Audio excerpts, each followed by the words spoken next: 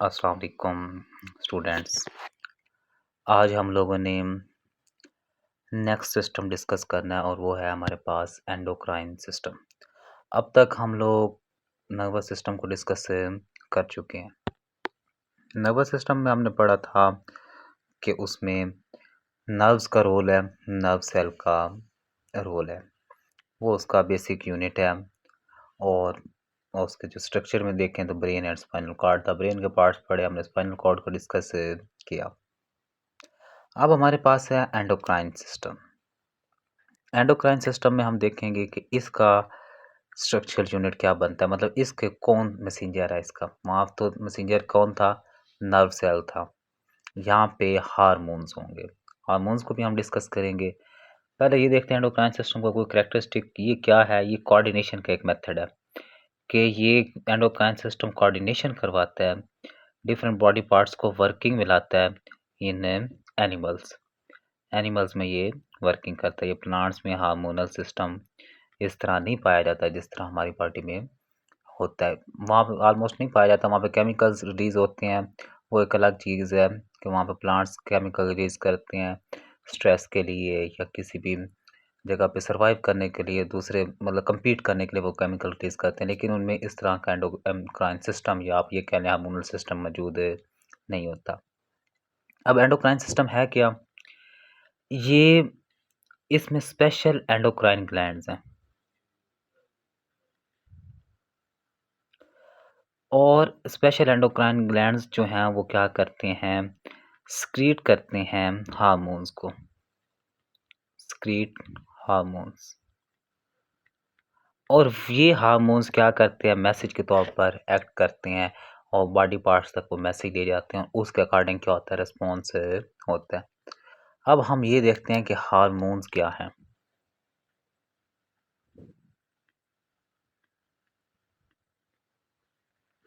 Hormones क्या होते हैं? केमिकल्स हैं, आर द केमिकल्स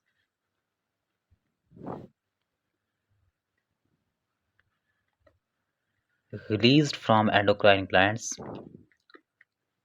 जो कहाँ से रिलीज होते हैं? एंडोक्राइन ग्लैंड से होते हैं। एंडोक्राइन ग्लैंड किसके सिस्टम में आते हैं? एंडोक्राइन सिस्टम में आते हैं। और ये क्या करते हैं? विच regulate different body function.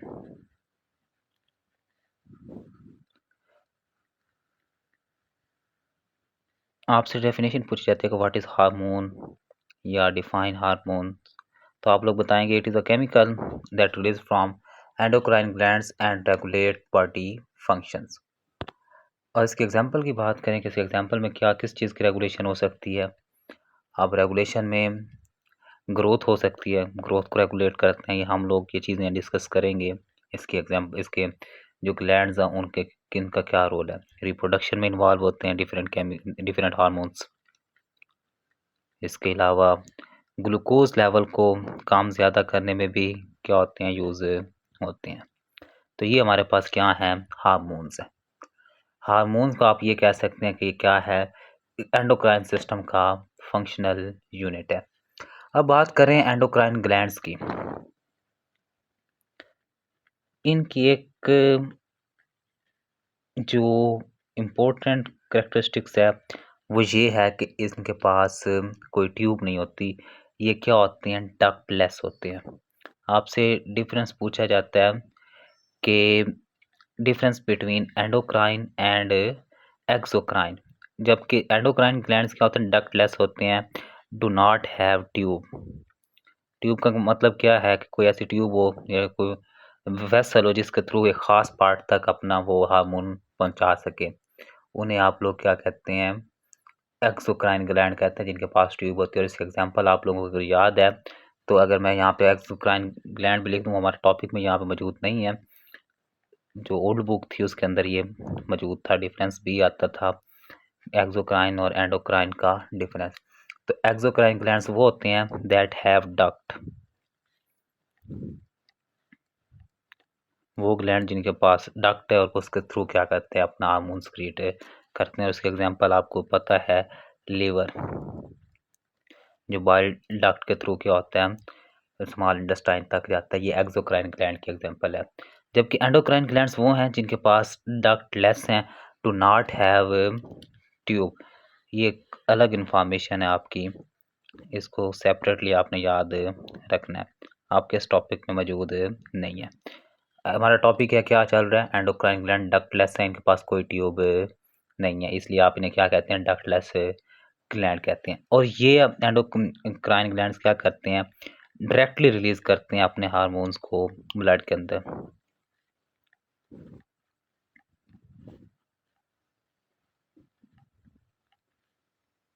Blood के अंदर क्या करते हैं जी, डायरेक्टली रिलीज करते हैं हार्मोन को, और वो हार्मोन आगे फिर डिफरेंट बॉडी पार्ट्स तक जाता है और वहाँ पे जाके फंक्शन परफॉर्म करवाता है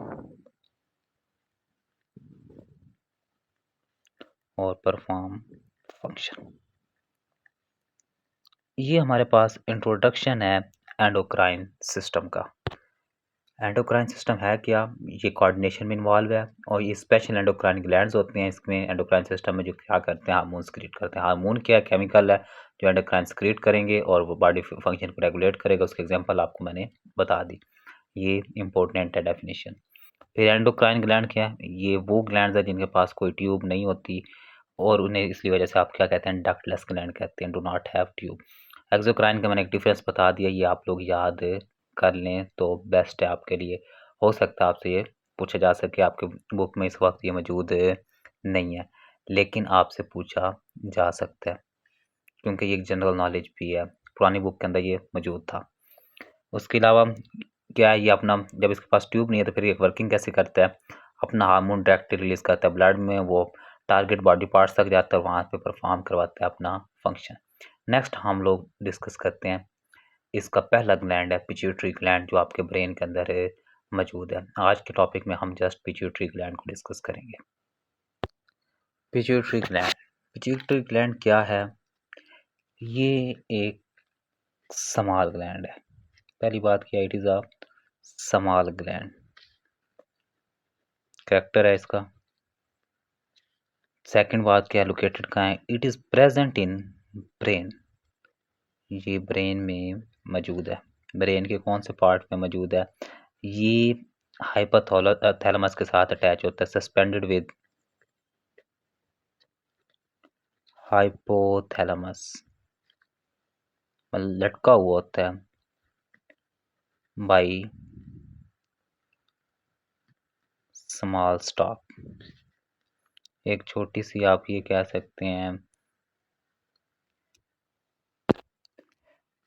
स्मॉल और शॉर्ट स्टॉक, मतलब कोई छोटी सी एक्सटेंशन के साथ ये क्या हुआ है, लटका हुआ है, सस्पेंड है हाइपोथैलेमस के साथ, उसे आप लोग क्या कहते हैं, पिट्यूटरी ग्लैंड। इसके फिर टू लोब्स हैं, एक इसका एंटीरियर लोब है और एक पोस्टीरियर लोब है। There are two lobes of pituitary gland, anterior lobe और posterior lobe. One by one हम दोनों को डिस्कस करेंगे।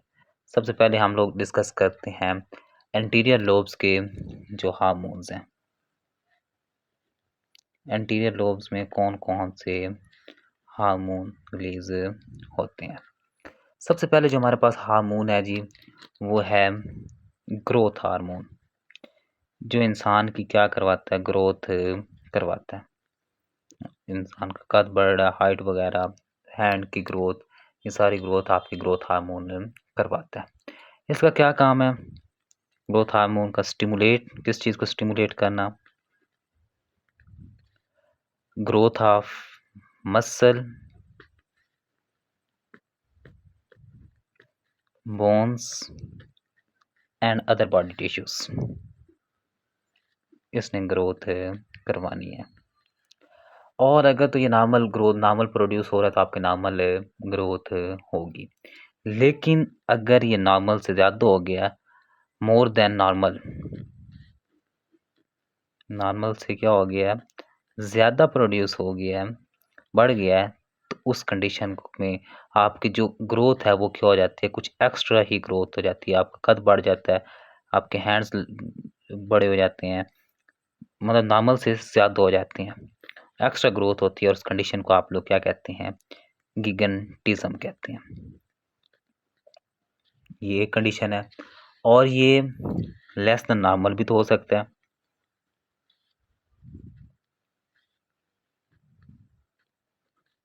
कम हो जाए तो आपकी ग्रोथ क्या हो जाएगी, रिड्यूस्ड हो जाएगी। कद छोटा रह सकता है, हाथ छोटे हो सकते हैं, बाजू छोटे हो सकते हैं, तो उस कंडीशन को आप लोग क्या कहते हैं, डवार्फिज्म कहते हैं। ये दो कंडीशन और इन दोनों कंडीशन में आपका डिफरेंस पूछा जाता है, डिफरेंस बिटवीन गिगेंटिज्म एंड डवार्फिज्म, ये आप लोगों ने याद करना है। एक साइड बॉक्स दिया हुआ है, नसीर सोमरो,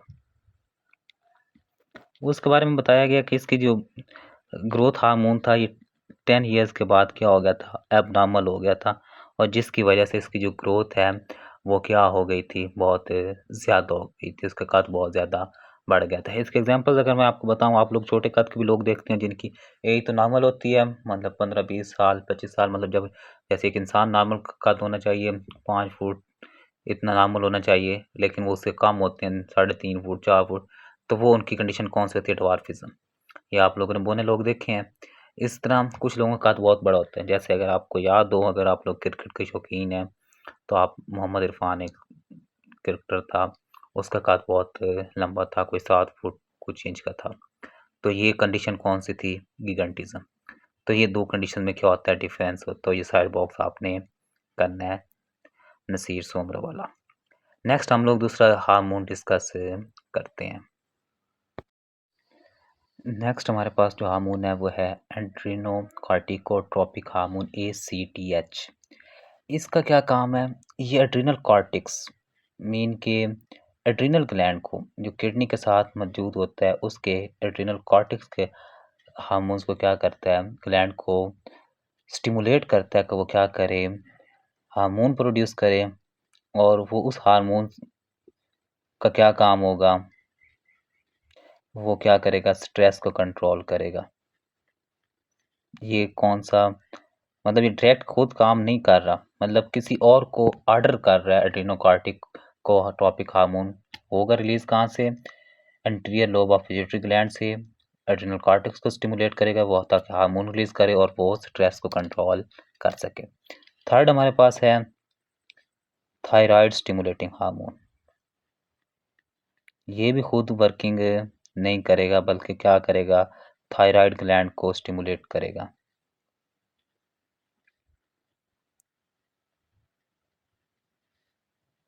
STH,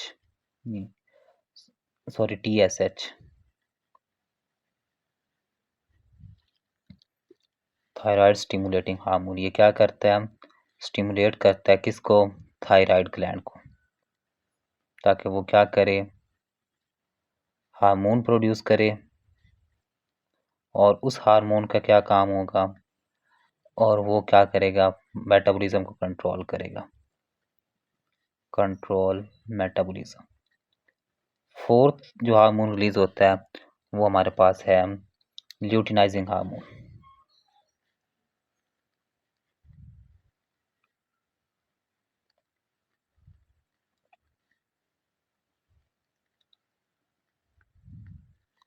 LH, इसका क्या काम है, ये तब रिलीज होता है जब क्या होती है, एग सेल को रिलीज होना होता है, ओवुलेशन होनी होती है, ओवुलेशन,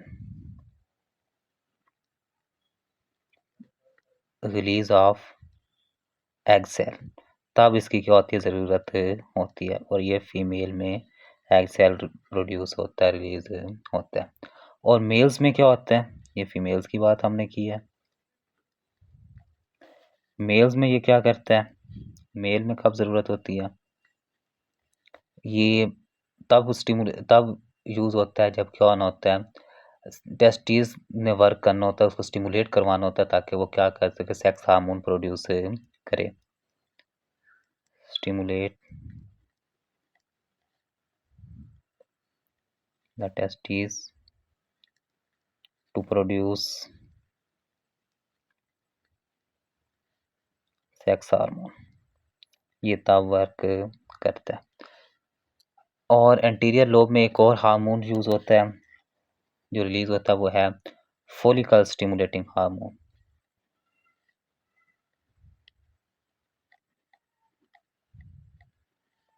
जिसको आप लोग क्या कहते हैं, FSH।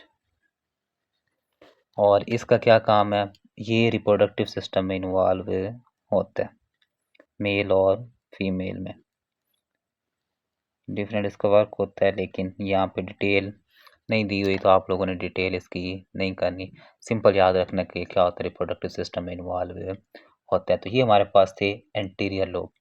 सेकंड हमारे पास है posterior lobe. Posterior lobe of pituitary gland की बात करें तो ये हमारे पास दो हार्मोन्स क्या होते हैं इसमें, two hormone that are stored in the posterior lobe of pituitary gland इसमें स्टोर होते हैं। पहले उसमें हमारे पास है एंटीडायरेटिक हार्मोन, जिसको आप वैसोप्रेसिन कहते हैं। उसका क्या काम है, ये रीअब्जॉर्प्शन को इंक्रीज करता है, reabsorption of water in nephron, उसको ये क्या करता है, इंक्रीज करता है। और जब रीअब्जॉर्प्शन इंक्रीज होगी तो इसका मतलब क्या है कि वो ब्लड वॉल्यूम को मेंटेन, ब्लड वॉल्यूम और ब्लड प्रेशर को मेंटेन रख रहा है। ये किसका काम है, एंटी डायरेटिक हार्मोन, ये आपकी बॉडी में वर्किंग करता है और पोस्टीरियर लोब से रिलीज होता है। सेकंड हमारे पास है ऑक्सीटोसिन। ऑक्सीटोसिन जो है ये मोस्टली, ये जो हार्मोन है ये फीमेल्स के रिलेटेड है। ये चाइल्ड बर्थ पे वर्किंग करता है at the time of child birth, और हेल्प करता है contraction of uterus wall.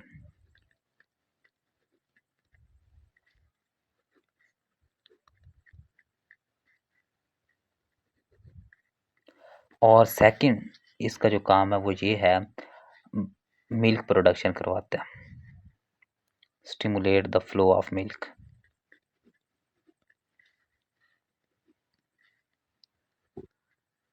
During breast feeding.